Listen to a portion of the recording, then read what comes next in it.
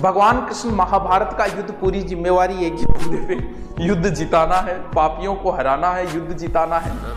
तो भीम का पुत्र था घटोत्कच, और घटोत्कच के पुत्र थे बर्बरीक। बर्बरीक नाम था इनका, रियल नाम, क्योंकि बाल जो थे वो घुंघराले थे, बर्बर शेर की तरह थे, तो इसलिए नाम क्या हो गया, बर्बरीक।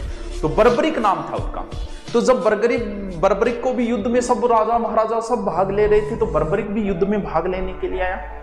तब भगवान कृष्ण को, क्योंकि बर्बरीक ने अपने गुरु को और ये वचन दे रखा था कि जो पार्टी हारेगी मैं उसकी ओर हो जाऊंगा।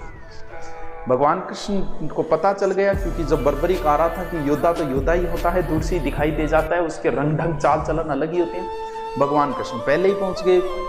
भगवान कृष्ण को भी बर्बरीक जानता था, भगवान कृष्ण की सब इज्जत किया करते थे।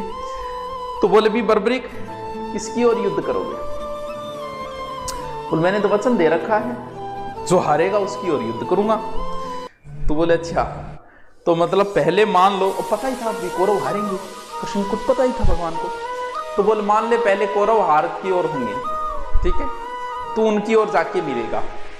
मिलते ही कौरव जीत की ओर हो जाएंगे, पांडव हार की ओर हो जाएंगे। अब बता हार की ओर कौन? बोल पांडव। तू भागकर पांडवों की ओर आके मिलेगा।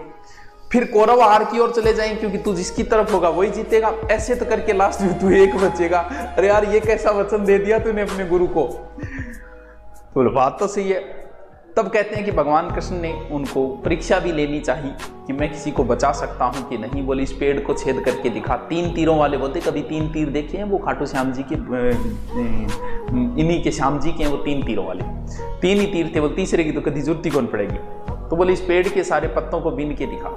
तो भगवान कृष्ण ने सोचा कि मैं कोशिश तो करूं कि बचा सकता हूं कि नहीं। उन्होंने एक पेड़ का पत्ता जो है ना वो अपने पैर के नीचे रख लिया, तो सारे पत्ते बीन गए। जैसे पैर हटाया वो भी बीना हुआ था। तो उसे लगा कि मुश्किल है, तब इसे वचन में उनका शीश मांग लिया था। तब उनकी इच्छा थी श्याम जी की कि मैं युद्ध देखना चाहता हूं। तब कहते हैं कि उनसे जगह पे उनके सर को रखवाया गया और उन्होंने पूरा युद्ध देखा था। और युद्ध के बाद जब सारे पांडव आए थे, सच्चाई श्याम जी ने ही बताई थी, तो पांडव बड़े घमंड के अंदर थे। अर्जुन बोले मैं बिन सल्टा दी, और कर्ण ने सल्टा दी, और जयद्रथ ने सल्टा दी, और भीम के मैं सोसवान सल्टा दिया। तब भीष्म को मैंने सैया पे सुला दिया, द्रोण को, और घमंड हो रहे हो। तब कहा कि बताइए युद्ध में सबसे वीर कौन लगा आपको? श्याम जी से पूछ लिया पांडवों ने, क्योंकि उनको तो अपने पे घमंड था कि हमने युद्ध जीता है। बोले क्यों बावड़ी बात करो, मैंने युद्ध दिव्य दृष्टि से देखा है, और इस दिव्य दृष्टि में सब जगह भगवान कृष्ण का ही सुदर्शन चल रहा था, तुम कुछ नहीं कर रहे थे। तो युद्ध जो है वो कृष्ण ने जीता था, कृष्ण ने जिताया था भगवान ने युद्ध। तो कहते हैं कि वही श्याम जी जो है उनका शीश का आता है, वही श्याम जी पूजे जाते हैं। तब भगवान कृष्ण ने कहा कि तुम कलयुग में मेरे नाम से पूजे जाओगे। तो वो भीम के पुत्र है, घटोत्कच के पुत्र बर्बरीक, जो वर्तमान में श्याम।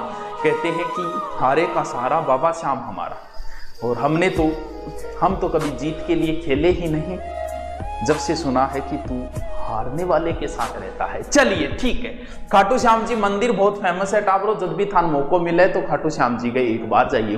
वैसे तो शीश की पूजा होती है, या इसका निर्माण अभय सिंह नाम के व्यक्ति थे, ये भीम के पुत्र थे। हारे का सारा फाल्गुन शुक्ल शायद एकादशी है, फाल्गुन शुक्ल एकादशी को यहाँ मेला, एकादशी और द्वादशी को मेला भरता है, फाल्गुन शुक्ल एकादशी। ठीक है,